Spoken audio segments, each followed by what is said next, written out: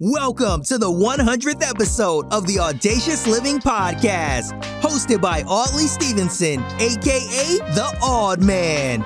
Thanks for joining us on our journey as we help others recognize the key elements needed to live their best audacious lives ever. It's been an outstanding ride thus far, and there's so much more good stuff to come. So, without further ado, for the 100th time, here's my man, Audley Stephenson. Greetings and salutations, I'm Audley Stephenson, and welcome to the 100th episode of the Audacious Living Podcast. Guys, give us a round of applause, man. It's so great to be here. This by far is the most audacious podcast you'll find on the internet, and I want to thank our listeners for being here, supporting us as we continue our ongoing goal of helping our listeners live their best audacious lives ever. You know, when I think about this being the 100th episode, it's so incredible because when I go back to how this thing got started, you know, it was a platform that was created as a way to provide encouragement in the midst of a global pandemic that we all were going through. And I basically plugged in the microphone and said, let's go, and off we went, and here we are 100 episodes later. You know, I just really wanted to help others understand the importance of audacity and being bold and why taking risks is so important to us. And, you know, when I look at what I got back, it exceeded far more than I could have imagined. My own personal growth and development has increased exponentially. And it's for this reason why I thought it made sense to dedicate the 100th episode to sharing some of my own personal learnings and areas of growth. Now, in some instances, they weren't actually new learnings, but rather they affirmed or confirmed what I believed to be true.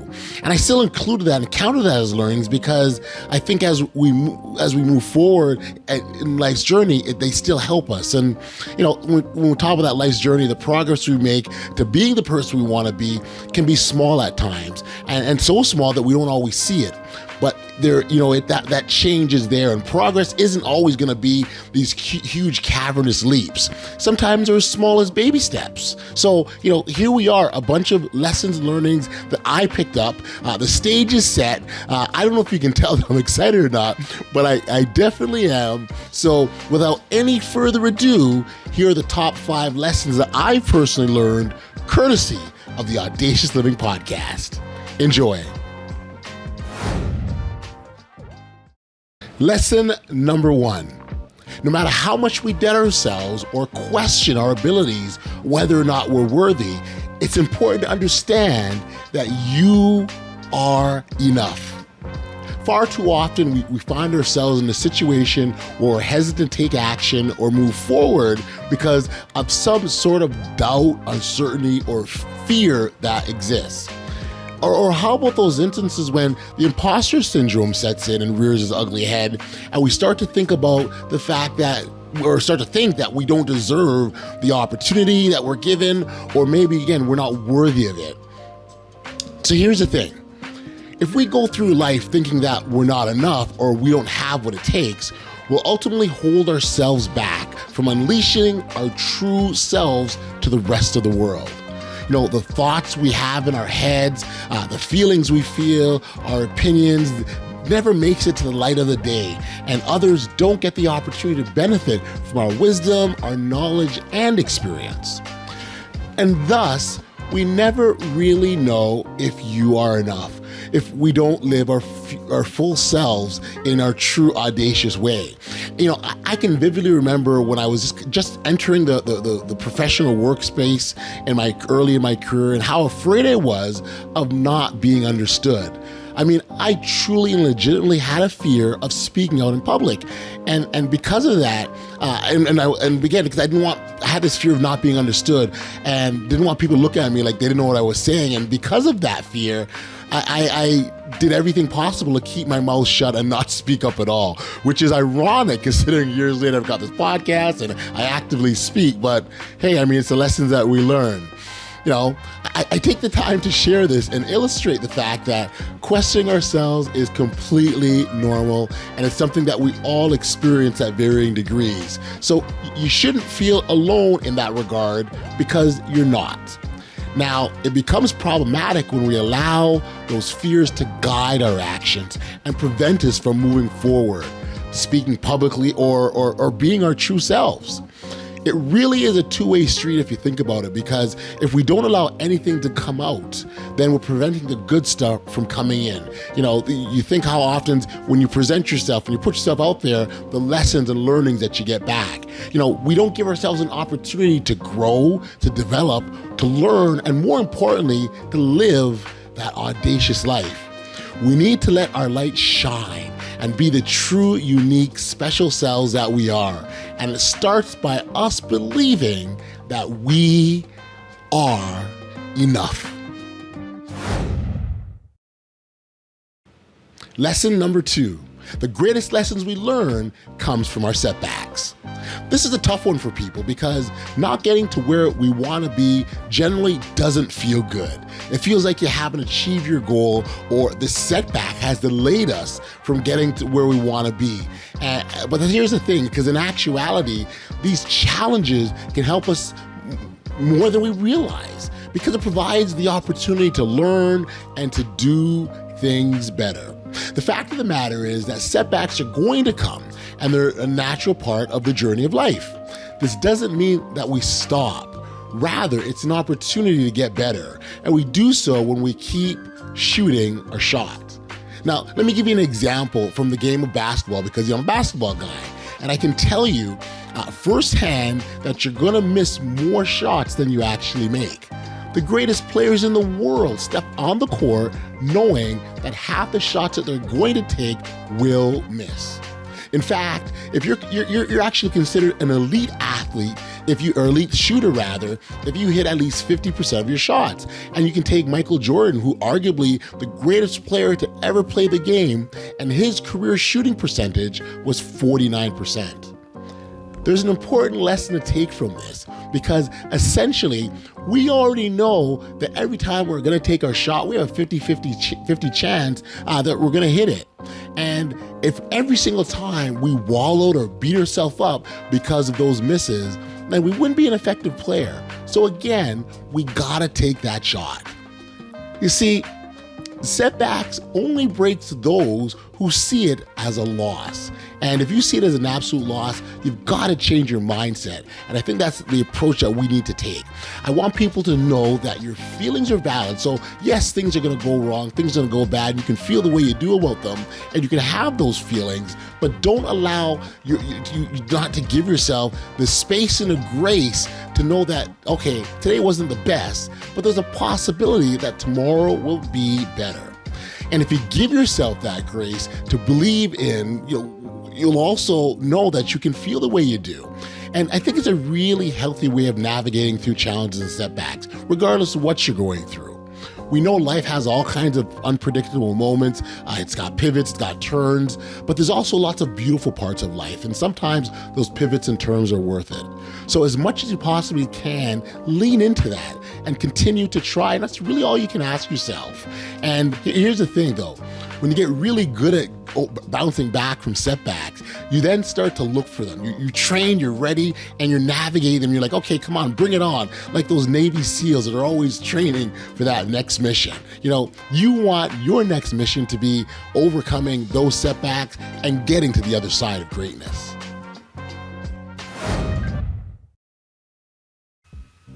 Get in the game. We create our own history, and that starts the moment we decide to start taking action. I'll totally acknowledge that sometimes it takes courage to do that, because there could be something holding us back, a fear, a doubt, whatever. I remember when I came up with the idea of starting a podcast. It's something I had previously done before, so I was done for many years, so I was completely comfortable with it. However, I still had my doubts, like who's going to listen to me? Or why even bother making a podcast? There's tons of podcasts out there already. I had all sorts of thoughts in my head, and regardless of what was going on, I started it anyways, and I didn't allow it to hold me back. And here we are, 100 episodes later, and we're talking about all the great things that have happened in these last 100 episodes. So there's lots of good stuff that's going on, and it starts when we take action. Do know that regardless of the situation, some form of action can always be taken. We're never completely handcuffed or prevented from taking that step forward. It may only be a small step, but that's okay. There's nothing wrong with that. We're creating energy through our actions, and that's a good thing. And that energy can naturally lead to better clarity. And clarity is huge because it helps us to find our focus and direction. The fact of the matter is, when you have clarity around your goals and priorities, it's easier to move towards that life that you want. So when you act and stop overthinking, go do the great things that you were meant to and live that life of abundance.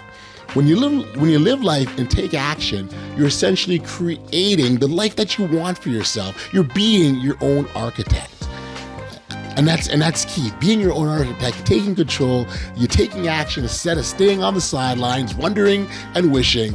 Don't hold back. Stop hesitating. Live regret-free. Go write that book. Start that business venture. Launch that podcast. You'll never know what will come out of it. Number 4, we're almost there. Live your authentic truth. You are who you choose to be. And the key to doing so is being authentic to who you are. Just so that we're clear, being authentic is the ability to manifest who you are on the inside and hold on to it firmly in the face of whatever is going on the outside. So regardless of the situation or environment you come across, you remain unchanged. The outside environment doesn't have an impact on you or how you operate or how you live your life, and that's how you live your authentic truth. The things that matter to you, the behaviors that are natural to you, the things that make you happy or bring you joy, the manner in which you live your life, the wisdom in your head, the love in your heart, the creativity that you have are all a part of your authentic being and what makes you special and magical. It does not come from the outside, nor should it ever. And lastly, number 5. We all have a story to tell. And anyone who's a regular listener of the podcast knows that I'm a big proponent of sharing our stories. It's something that I talk about regularly, always and often.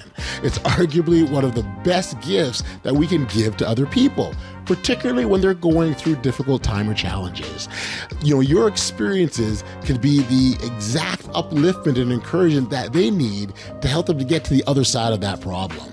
Now, it's super easy to take what we've done for granted or not recognize it as a big deal or look at our accomplishments as being whatever.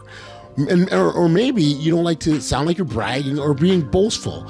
And I totally get that. But we're not doing any of those things when we're sharing.